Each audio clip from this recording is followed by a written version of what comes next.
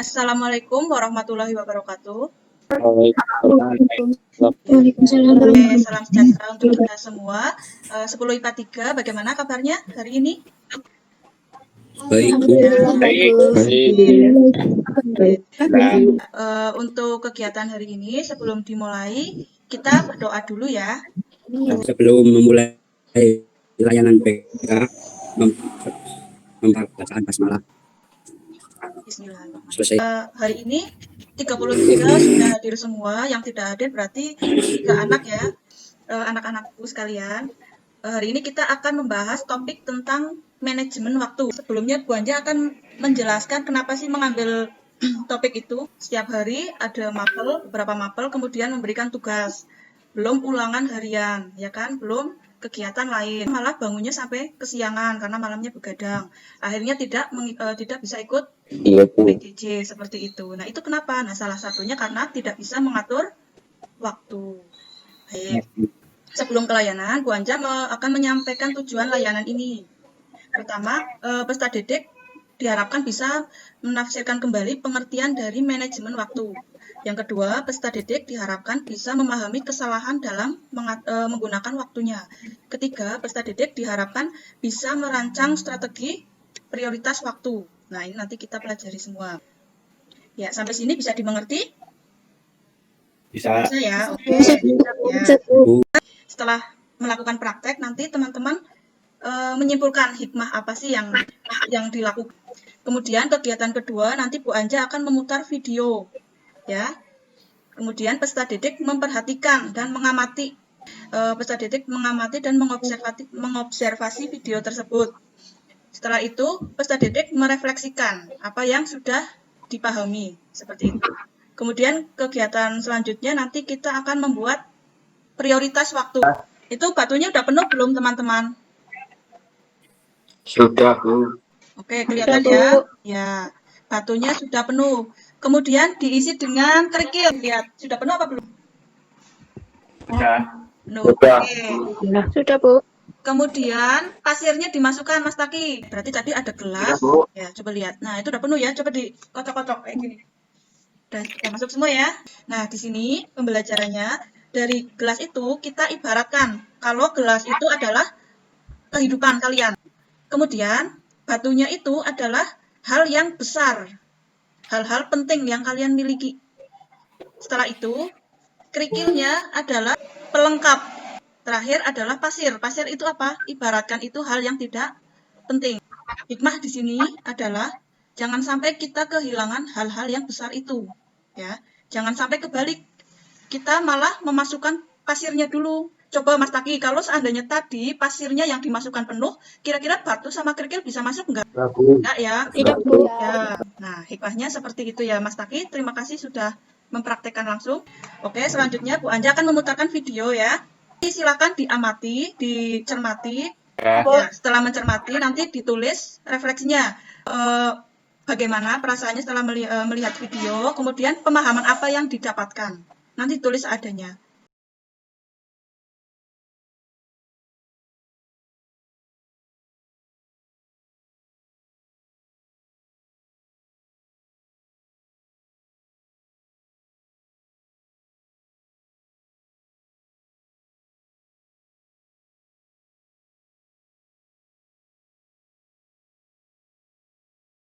Nah, setelah melihat video itu, silakan direfleksikan, tulis dulu nggak apa-apa di kertas. Hikmah apa yang didapatkan setelah melihat video tersebut? Silakan kasih alasannya. Oke? Ada yang sudah selesai? Boleh disampaikan? Hikmahnya kita harus mementingkan hal yang lebih penting dari yang kurang penting atau tidak penting. Ya, betul sekali. Iya, Bu. Ya. Hikmahnya, janganlah kita membuang-buang waktu dengan hal yang sama sekali tidak berguna dan hanya untuk kesenangan diri sendiri. Oke, betul sekali. Berarti sudah bisa membedakan ya. Ya, terima kasih Mas Rizky.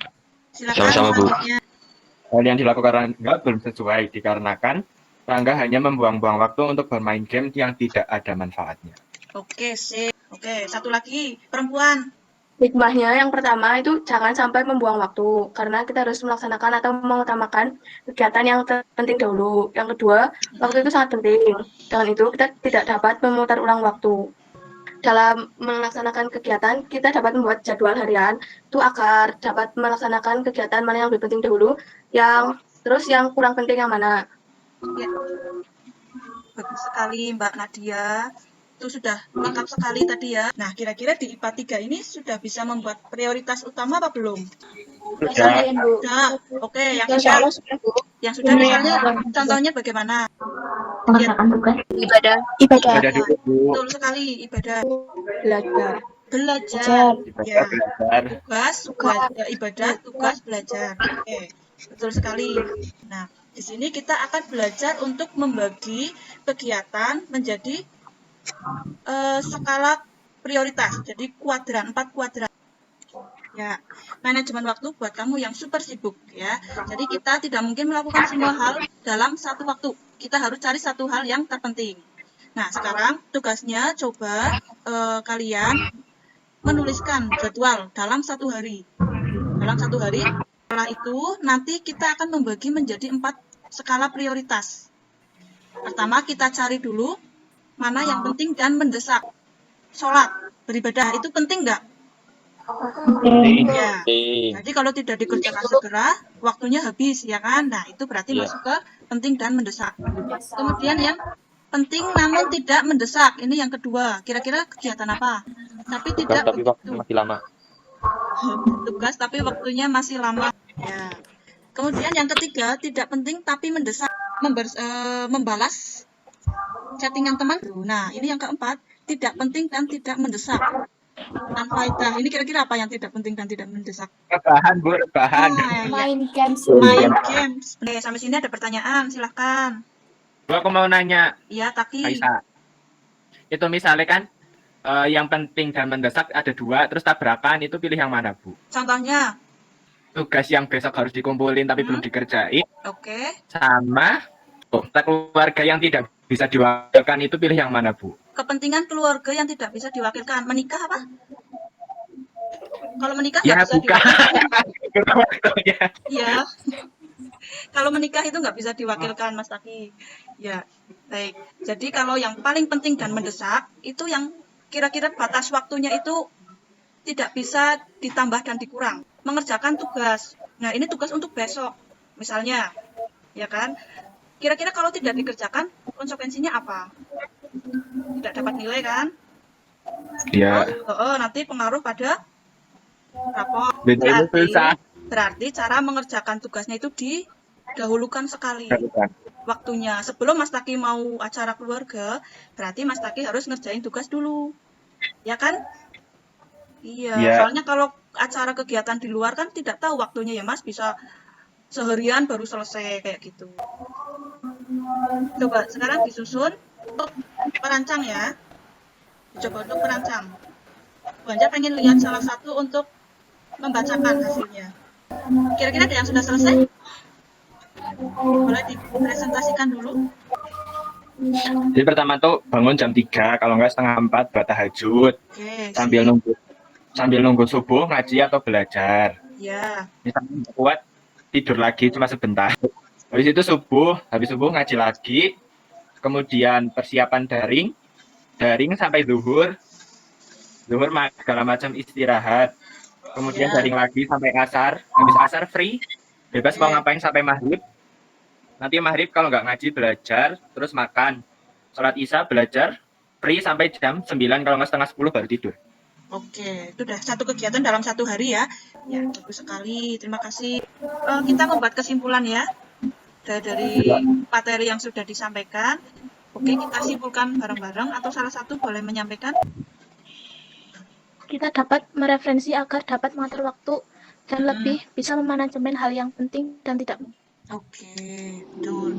Dapat mengatur waktu, memprioritaskan mana yang penting didahulukan dan membedakan Yang tidak mana penting. ya tidak penting. Oke, makasih Mbak Hafizoh. Untuk selanjutnya Bu Anja minta IPA 3 untuk coba ya membuat catatan dalam satu hari, kemudian untuk membagi menjadi 4 skala itu. Oke? Ya, oke, terima kasih 10 IPA 3 untuk perhatiannya. Saya akhiri, wabillahi taufiq wal hidayah. Wassalamualaikum warahmatullahi wabarakatuh. Waalaikumsalam.